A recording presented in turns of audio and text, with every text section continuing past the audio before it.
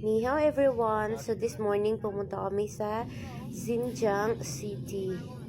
30 minutes lang drive from our city kung saan kami nakatira. So magkalapit lang din sila. So sinabay na namin yung mother-in-law ko. Actually dati pag umaalis kami hindi siya sumasama eh. Pero ngayon na single na siya ulit. Kung saan kami magpunta sasama din siya. Kasi wala na siyang binabantayan sa bahay at saka naboboard siya sa bahay. Naawa rin ako na iiwan lang siyang mag-isa. At saka, ewan ko ba dito sa asawa ko kung kailan ako malapit na manganak. Diyan pa siya nag-aayang gumala. So ayan, pumunta lang kami.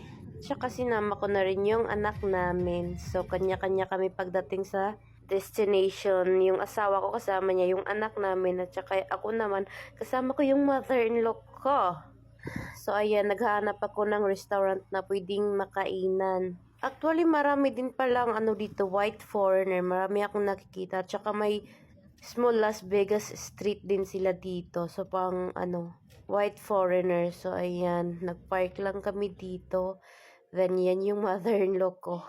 Pinipicturean ko siya kaso ayaw niya. So ayan, nagsawa na ako sa kakain ng Chinese food.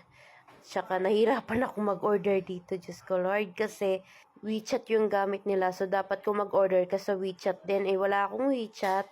So hala pa na ituro lang ako kung ano yung gusto kong kainin or yung gusto ko. So ayan. Ayun yung mother-in-law ko na sa loob naghihintay. Then after namin kumain, pumunta na kami sa sasakyan. At saka may nakita akong small grocery dito para siyang 7-Eleven.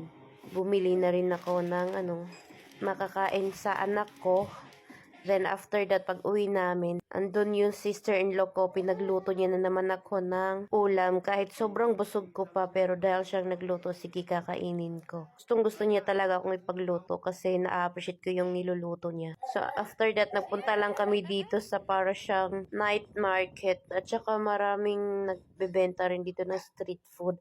At saka yung sa gilid is dagat. So, this coming 15 pala, may magaganap daw dito na festival, water festival. So, ayun, may mga tao nang naglalagay ng mga iwang ko aparato. Tsaka meron ding nag-cut paint. So, by the way, dagat yan, no? Madilim lang siya. Tsaka mahaba tong straight na to, grabe. Pero halos nahirapan ako maglakad. Tingnan mo yung anak ko, parang king koy kung maglakad eh. Sobrang likot. At saka, kapag mabitawan mo lang siya saglit, tatakbo agad siya. At saka sobrang magandang hangin dito. Mainit dito sobra kapag summer. Pero pag gabi naman, mahangin naman siya kasi nga malapit sa dagat. So ayan, naglakad-lakad lang yung mag-ama ko.